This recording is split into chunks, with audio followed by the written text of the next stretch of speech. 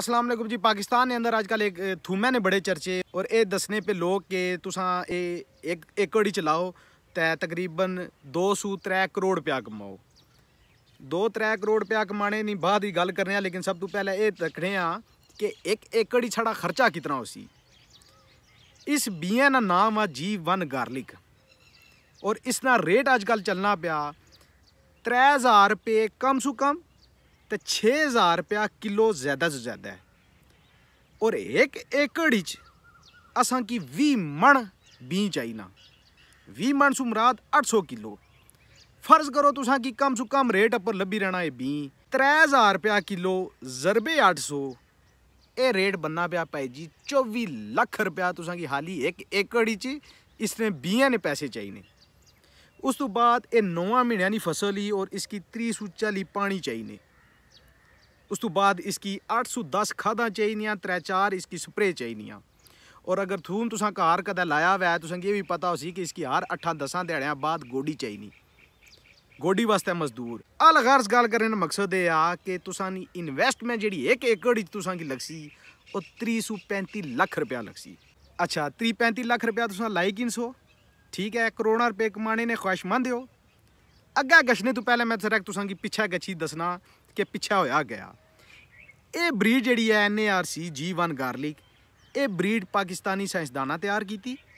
और जिस टाइम पाकिस्तानी साइंसदाना इसकी तैयार करी रहे तो इस ब्रीड ना बी जड़ा वा आम मार्केट 200 सू की नोट सैर 300 रुपया किलो तक इन्हें बेचा।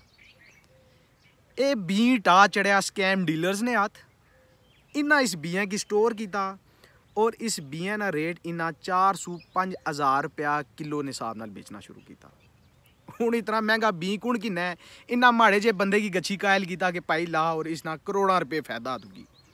चलो मैं तो इन्वेस्टमेंट करी की दी, मैं 1 एकड़ लाया ठीक है। मैं जिस टाइम 1 एकड़ लाई रहा जिस टाइम वो मारे को 300-400 मन जिस टाइम माड़े को उसकी पैदावार हुई मैं मंडी में बेचण गया अगे ES स्कैम डीलर्स बैठे से इन्ना माड़े को 800 सू की नोट 1000 रुपया किलो ने हिसाब नाल उसकी खरीदी की था। मैं तो अमीर हो गया, मैं तो मालदार हो गया, मैं तो करोड़ा रुपये कमाई की दे। मैं फिर ना जिथे 1 एकड़ पहले लाया सा ना ये थूम मैं फिर उसकी 5 एकड़ गड़ी छोड़िया। मैं आनिया गमानिया की भी मशवरा दिता कि तुसा भी लाओ। जिस टाइम मैं इसना बी दोबारा गिनोण गया इन्ना स्कैम डीलर्स में की 5000 रुपया किलो दिता। हूँ जरा मैं 300-400 मन बेचा सा इन्ना स्कैम डीलर्स वो बी मिकी वापस दिता 4000-5000 रुपये ने किलो ने हिसाब नाल ठीक है। और आज तकरीबन 2 साल हो गए इसकी काश्त होनी पी और इसकी जितनी पैदावार इस थूमै नी ये सारा बिया तक गछना पाया। मतलब आम मार्केट ये जड़ा थूम आ वो हाले बिकने आस्ते नहीं आया, मतलब हांडियां विच हाले इस्तेमाल आस्ते ये बी नहीं आया। फिर क्या जिस टाइम बिया नहीं मतलब मिकदार पूरी हो गया सी, बिया ने डिमांड जिस टाइम पूरी हो गया सी उस तो बाद जी बचत हो सी ओ थूम कुत्थे गया सी। वो थूम तो आम मार्केट ही सी ना। पहली गल ये याद रखे कि वो इंटरनेशनल मार्केट ही नहीं गच्छी सकना।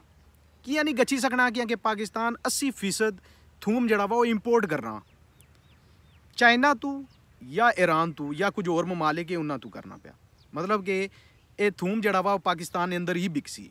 अच्छा हुण ये थूम जिस टाइम तुसा बेचने इस टाइम मार्केट गए हो फर्ज करो फिर वधाई मंडी गए हो तो एक टोकरी विच ये G1 पिया तुसा ना ते दूई टोकरी विच तुसा ना देसी थूम पिया।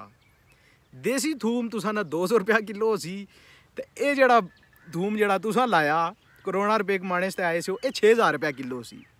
आम बंदा केड़ा किनसी मिगी ये दसो 200 रुपया किलो ही किनसी ना। अच्छा फिर तुसा ना 2-3 दिहाड़े बिको नहीं लगा तुसा की मजबूरी नाल ओ 200 रुपया किलो बेचना पैसी। फिर भी आम बंदा जिस टाइम तक सी ना ये इतना बड़ा ये थूम आ चलो एक बार बंदा गिनी गया सी उसना जायका बहुत ज़्यादा डिफरेंट है इसने तू उसने न्यूट्रिएंट्स बहुत घट है इस देसी थूमै कोलों। असा सदियां हो गई देसी थूम खाने पे साड़ी जबान उस जायके नाल चलनी पी। जिस टाइम तुसा इस जायके पर आसो कम सु कम तुसा की 810 साल चाहिए इस जायके की अपने अंदर डाइजेस्ट करने से। मतलब है कि आम बंदा जड़ा ना वो दुई बारी तुसा को ये थूम नहीं गिनो लगा। आखिर अब्बर तुसा हथियार छोड़ी तै इसकी 340 रुपए किलो ने हिसाब नाल बेचने पर मजबूर हो गया सो।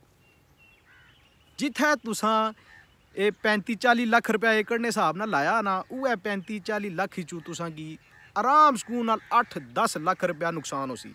जिन्ना पैसा कमाना सा वो कमा ही रहे, मजीद इसने गुंजाइश नहीं रही। स्कैम डीलर्स अरबा खरबा रुपये बनाने से और वो बना ही चुके, मजीद वो बना सोने 2-3 साल। तो इस मारे ये वीडियो बनाने का मकसद ये सा कि ये बहुत बड़ा एक स्कैम आ, इसकी पहले समझो, इसने पर स्टडी करो, ठीक है। माड़ी समझ जी गल आई मैं तुसा की दसी छोड़ी कि फर्स्ट टाइम जिस टाइम मैं भी तकिया सा तो मिगी भी बड़ा ये जनून आया सा कि यार लाने अस भी करोड़पति बनने आ। अगर इसे करोड़पति बनना वै ना तो हर बंदा अजकल जहांगीर तरीन बनता वै, ठीक है। हर बंदा किसान एवं मारिया ना वै अजकल, ठीक है। और दुआ काम खराब किया है जितने यूट्यूबर्स है पाकिस्तान ने, जी पूरी गल नहीं दसनी बंदियां की खर्चा कितना उसी और इसने आखिर पर नुकसानात क्या उसमें। बाकी हाले भी अगर तुसा की शौक आ करोड़ा रुपये कमाने ना तो शायद 1-2 साल तुसा कमाई सको, लेकिन एंड उपर गच्छी तुसा की लखा रुपये एकड़ चू नुकसान ही हो सी।